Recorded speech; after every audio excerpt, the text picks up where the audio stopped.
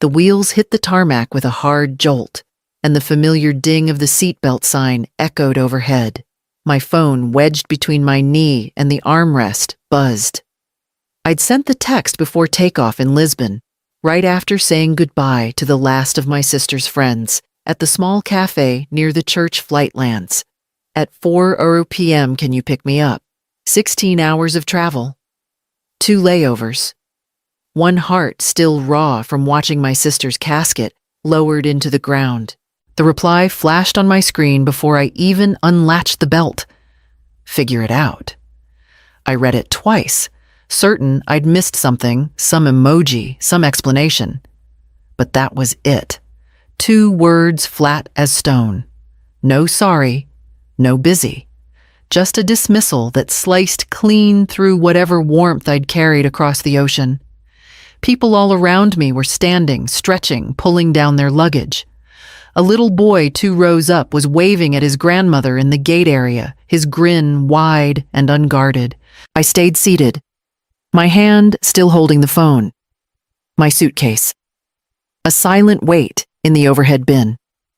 When the aisle cleared, I walked off the plane into the bright chaos of the terminal. Every few steps, someone was rushing into an embrace. Laughter, tears, welcome home signs. My own pace was slow, deliberate, the pull handle of my suitcase clattering softly over the tile. Outside, the cool Bay Area air met me like a wall.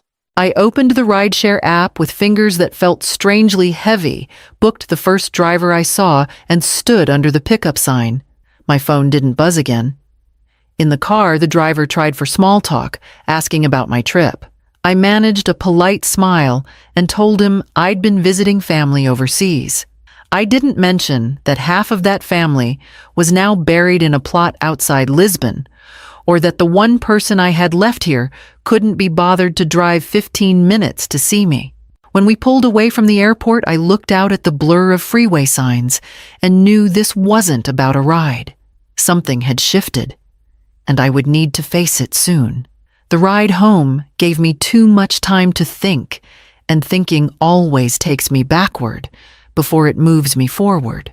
Back to a small apartment with secondhand furniture where a little girl with tangled hair sat cross-legged on the floor, coloring while I hemmed a neighbor's dress. Back to nights when I left her sleeping under a hand-me-down quilt, locking the door behind me to clean offices until midnight just to keep food in the fridge and the lights on. Celine was 7 when her father died. The accident was sudden, the kind that changes your breathing for months because you can't quite believe someone's heart just stopped beating in the middle of an ordinary day. I remember her looking up at me during the funeral, asking if everything was going to be okay. I said yes, though I didn't believe it yet myself. We scraped by, the 2 of us. I learned how to stretch a pot of soup for 3 days, how to find shoes at thrift stores that looked brand new, how to smile when the bills were paid late, but paid nonetheless. When she wanted to join the school's music program, I sold my gold wedding bracelet, one of the few valuable things I had left to cover the fee. She played clarinet for exactly 1 year before deciding she preferred soccer, and I paid for that too. I thought the sacrifices were invisible to her back then. Maybe they were. But when she graduated college, she hugged me and whispered, "I'll take care of you someday, Mom." I held on to those words longer than I should have. As her career grew, our conversations shrank. She was always in a meeting or about to catch a flight, yet she didn't hesitate to call when she needed help with rent during her early years in the city. I never said no. Sitting in my living room now, suitcase still by the door, I realized how far we'd drifted. The woman who once promised to take care of me had just told me to figure it out. And hours later, my phone lit up with a message that made that gap feel even wider. I had just set the kettle on when the doorbell rang. Mary Bell stood there with a small container of chicken soup, the kind she makes when she knows I've been through something. We settled at the kitchen table, steam rising between us, as she asked about Lisbon in her careful, gentle way. I told her what I could, without letting my voice crack, and she didn't push for more. Halfway through our bowls, my phone buzzed on the table. I almost ignored it, but the preview caught my eye, a message from an old friend who still lived near the airport. Saw Celine at Brew Point Cafe today. She looked happy. The words landed with a weight I didn't expect. Brew Point was 15 minutes from the terminal. At 4 in the afternoon, when I was dragging my suitcase past baggage claim, she'd been sipping coffee that close. I stared at the message, the edges of my vision narrowing. I'd told myself she might be tied up at work, maybe stuck across town. I wanted to believe there was a good reason. But this was worse. This was a choice. Maribel saw my face shift and asked what happened. I read the message aloud, my voice flat. She set her spoon down and leaned back, her lips pressing into a thin line. Neither of us spoke for a moment. It wasn't just this one thing. Little scenes began playing in my head, like someone flipping through a stack of old photographs. The birthday dinner she forgot to come to, the unanswered calls when my car broke down, the quick changes of subject whenever I mentioned visiting. Alone, each moment could be brushed aside.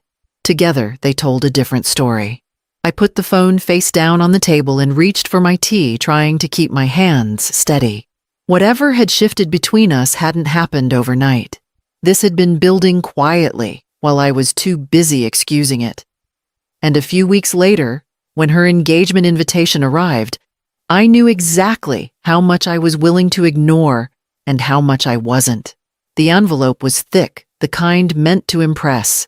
Inside was an invitation printed on cream cardstock with gold lettering.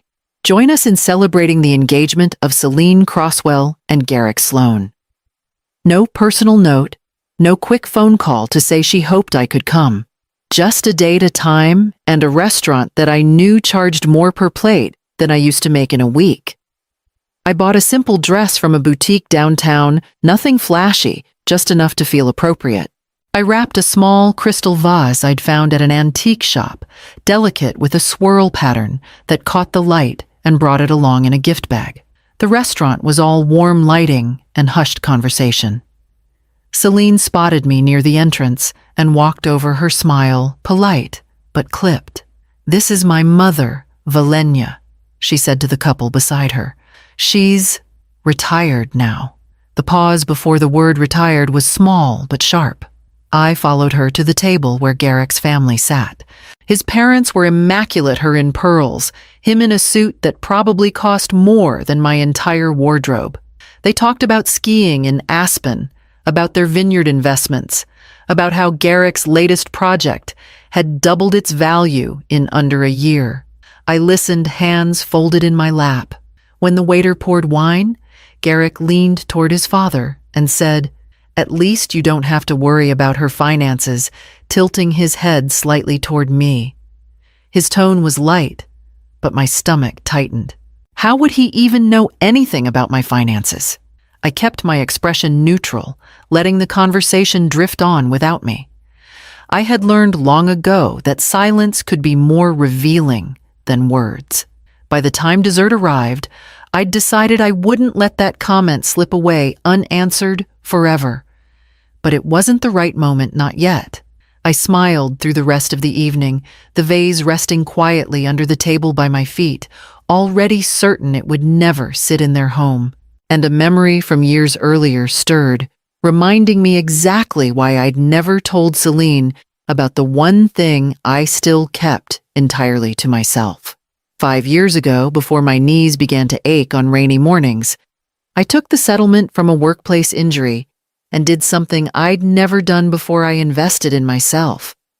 Not in clothes, not in a car, not even in home repairs, but in a small coastal property, 2 hours south of Monterey.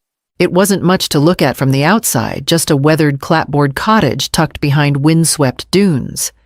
But the deed was in my maiden name, and that made all the difference. No one, especially Celine, knew about it. I rented it seasonally to travelers who liked the quiet, and the income trickled in steadily enough to keep the place in good repair. I kept the accounts separate, untouched by anything tied to my day-to-day bills. Maribel was the only one who knew. She'd been the one to help me review the paperwork, leaning across her cluttered desk and saying, "Keep this private. People you trust can change when they see a dollar sign." At the time, I thought she was being cynical. Now I wasn't so sure. I visited the cottage a few times a year sometimes, just for a day. I'd sit on the back porch with a book, listening to the ocean crash against the shore. It felt like mine in a way nothing else had since I'd paid off my first apartment. After the airport incident and the engagement dinner, I found myself thinking about the cottage more often, about what it represented, a piece of my life that hadn't been scrutinized, diminished, or controlled by anyone else. Celine might believe she had a full picture of my life, but this was one corner she had never seen. And the more I replayed Garrick's offhand comment, the more I realized how dangerous it could be if she ever did. I wasn't ready to draw lines in the sand yet, but I could feel the tide shifting inch by inch. And then one afternoon, the phone rang with a request that made those lines appear all at once. It was a Tuesday afternoon when Celine called. Her voice was brisk, like she was checking an errand off a list. "Mom, I need you to sign some routine paperwork. It'll add Garrick's name to your condo, just for insurance purposes. Makes things easier if something happens." I sat back in my chair, letting the words settle. "Why would that make things easier for me?" I asked, keeping my tone even. She gave a small laugh, the kind meant to smooth over a crack. "It's just a formality. Everyone does it. We're family." "I'd still like to have Maribel look it over," I said. The pause on the other end stretched just a little too long. "You don't trust us, I didn't say that. I just believe in understanding what I'm signing." Her voice sharpened. "You've always been suspicious. Garrick and I are trying to make sure you're taken care of, but you make everything difficult." I could hear the clink of glass in the background, the murmur of other voices. She wasn't alone, and that made her tone bolder. "I'm not signing anything today," I said. "We can talk about it another time." There was a quick inhale, then the flat click of the call ending. The room felt quieter than before, the kind of quiet that lets you hear your own heartbeat. I stared at the phone for a long moment, then set it down on the table. For years, I'd brushed off little slights, choosing peace over confrontation. But this wasn't a forgotten phone call or a missed dinner. This was about control over where I lived, over what I owned, over me. I poured myself a glass of water, the coolness grounding me. My hand didn't shake. I realized I wasn't angry so much as resolved. If she wanted to treat my life like an asset, then I needed to decide exactly who that asset belonged to. The next morning, I called Maribel and asked if she had time to meet in her office. Maribel's office was a narrow room above a bakery, the smell of fresh bread drifting in as I climbed the stairs. She greeted me with that steady look of hers, the one that told me I could speak freely here. I laid it all out: the engagement dinner, Garrick's comment, and now the phone call about adding his name to my condo. She listened without interrupting, only nodding from time to time. When I finished, she reached for a folder already sitting on her desk. "I think it's time we put your affairs in order on your terms," she said. We reviewed my will line by line. The cottage by the coast, the separate investment account, even a few personal heirlooms I'd tucked away, all of it would be transferred into a trust earmarked for a women's support foundation. My name would remain on the deeds and accounts until the day I was gone, but the succession plan would be locked. Celine's name disappeared from the inheritance page with a single stroke of Maribel's pen. In its place, the trust would ensure those assets helped people who actually needed them. I initialed each change, the paper smooth beneath my fingertips. There was no ceremony to it, no dramatic flourish, just ink drying on a truth I'd known for weeks now. When we finished, Maribel slid the documents into a thick envelope and set it aside for filing. "It's done," she said simply. I felt no guilt, only a quiet release. She had made her choices, and I was making mine. We sat for a few minutes more, sipping coffee from mismatched mugs, talking about nothing of consequence. The decisions had been made. The rest could wait. When I left, the bakery's door chimed below and sunlight spilled across the sidewalk.